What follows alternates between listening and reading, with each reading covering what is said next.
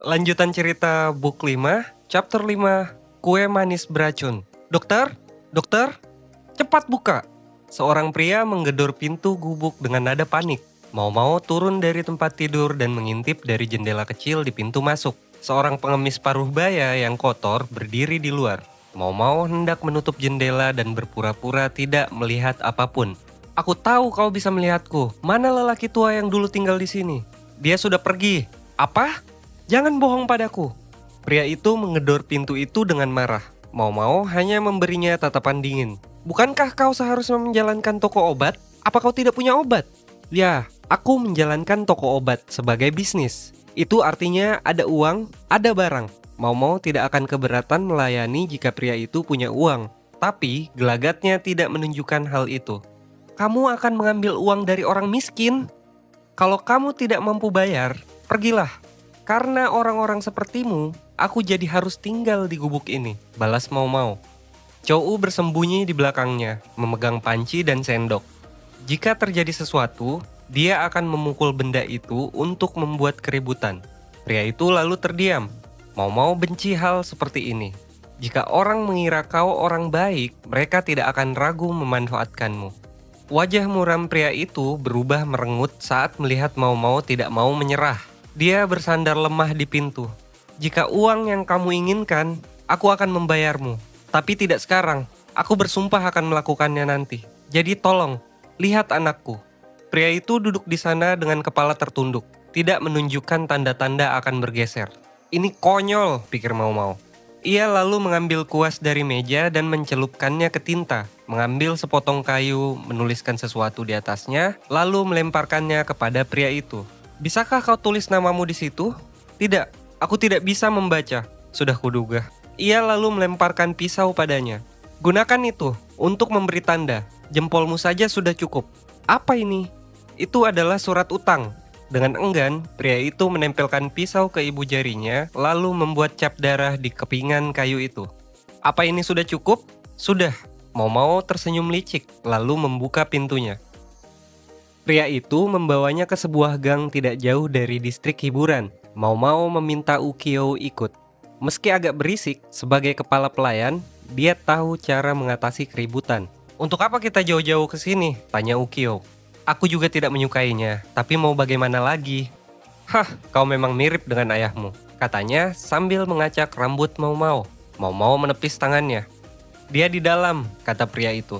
Gubuk itu hanya tertutup kain. Seorang anak yang usianya tidak jauh beda dengan Chou berbaring di atas tikar kotor. Di sampingnya, seorang anak perempuan yang lebih tua menatap pria itu dengan mata kosong. Dia beberapa tahun lebih muda dari Mau-mau. Kumohon, periksalah. Tanpa bicara, Mau-mau menatap gadis yang terbaring itu. Warna lengan dan kakinya kusam. Tubuhnya mengejang sesekali. Sudah berapa lama dia begini? Sejak beberapa hari yang lalu. Tapi sebelumnya, tangannya sudah sering bermasalah, jawab si kakak. Mau-mau lalu membungkus tangan dan mulutnya dengan kain, lalu mendekati anak itu. Hei, apa yang kamu lakukan? Menurutmu apa? Dia sakit kan?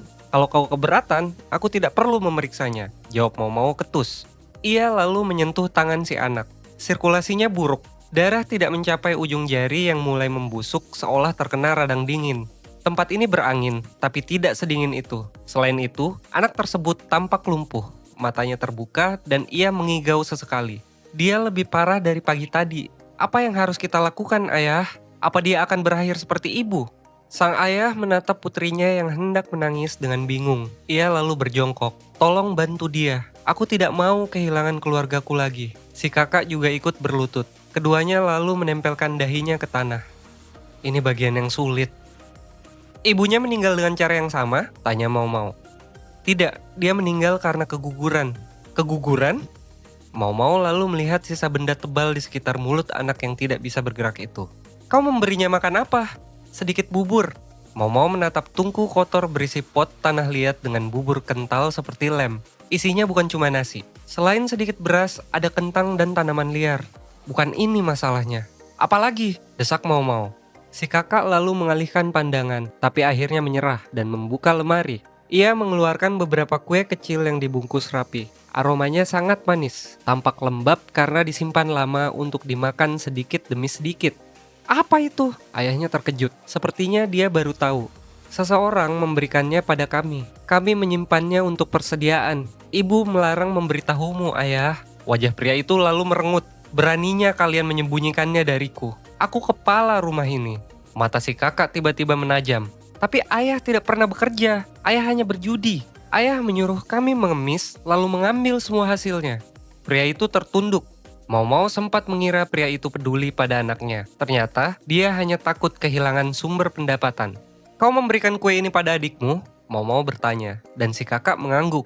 Mau-mau merobek lalu mencicipinya. Matanya menyipit. Siapa yang memberikan ini? Entahlah, adikku yang mendapatkannya. Dia tidak bisa bicara. Itu terjadi sebelum ibu meninggal, mungkin sebulan yang lalu. Kue gula adalah kemewahan. Rakyat jelata biasanya akan langsung menghabiskannya. Kamu tahu orang lain yang mendapat ini? Mau-mau bertanya. Si kakak menggeleng. Baiklah. Apa ada orang lain dengan gejala serupa sebulan lalu? Kalau kamu bilang begitu, sahut Ukyo. Dia selalu tajam. Mau-mau lalu menatap anak itu lagi. Membuka balutan kainnya, lalu mengangkatnya. Hei, kamu mau bawa dia kemana? Ke tempatku. Dia tidak akan sembuh di tempat kotor seperti ini. Dan singkirkan cemilan itu. Gadis itu tidak punya harapan jika tetap di sini. Biar aku yang bawa, kata Ukyo. Terima kasih. Mau-mau menyerahkannya lalu mereka pergi. Orang tua di sebelah jarinya membusuk, kata Ukyo sambil berlari. Dia sudah bertanya pada pengemis di jalan tadi. Katanya, seorang wanita membagikan kue itu tanpa memperlihatkan wajahnya. Ukyo mengantar Mau-mau sampai rumah lalu kembali ke rumah Verdigris. Dia menolak bayaran koin dari Mau-mau. Aku terbiasa melindungi anak-anak, begitu katanya. Mau-mau membawa anak itu masuk. Chou mengendus. Dia kotor sekali. Sana, panaskan air, dan ini, bawa koin ini untuk minta nasi putih pada nenek. Chou segera pergi. Pikirannya tentang nasi putih membuatnya patuh. Kondisi gadis itu memburuk karena kue tersebut. Si kakak tidak makan karena menyisakannya untuk adiknya. Jika ibunya sedang hamil, mungkin dia juga sempat memakannya. Mau-mau lalu memeriksanya dan segera menanganinya. Channel ini dibangun pelan-pelan, dari chapter ke chapter. Kalau kamu sudah sampai sejauh ini, bantu tekan tombol subscribe, biar aku semangat ngelanjutin ceritanya. Beberapa hari kemudian, yang datang bukan ayahnya, melainkan si kakak. Dia tampak penuh memar. Si adik sudah mulai bisa berjalan, meski masih lemah. Kekurangan gizi adalah masalah utamanya sekarang. Jarinya belum pulih benar, tapi masih bisa disembuhkan. Mau-mau lega sudah memandikannya kemarin. Sekarang, dia sedang bermain dengan Chou. Mana uangku? Tanya Mau-mau tajam. Di mana adikku? Lihat sendiri. Chou terlihat membantu anak itu dari luar jendela. Setelah mandi dan dirapikan, dia tampak seperti gadis kecil lagi. Si kakak hendak menghampiri, tapi Mau-mau menahan tangannya. Uangku. Tapi aku tidak punya uang. Tidak punya? Kalau begitu, jual saja dia. Si kakak lalu terdiam. Matanya menatap Mau-mau. Aku akan menghasilkan lebih banyak daripada adikku yang bisu, katanya tegas. Kau mau menggantikannya? Kau tahu apa resikonya kan? Jawab Mau-mau. Tentu saja. Pilihannya hanya itu, atau mengemis seumur hidup. Lebih baik aku jadi penghibur sekalian. Mau-mau menghela nafas. Kamu pikir kamu laku? Gadis desa yang baru pulang dari ladang pun nilainya lebih tinggi darimu. Aku tahu itu, tapi adikku sedang sakit. Dia juga tidak bisa bicara.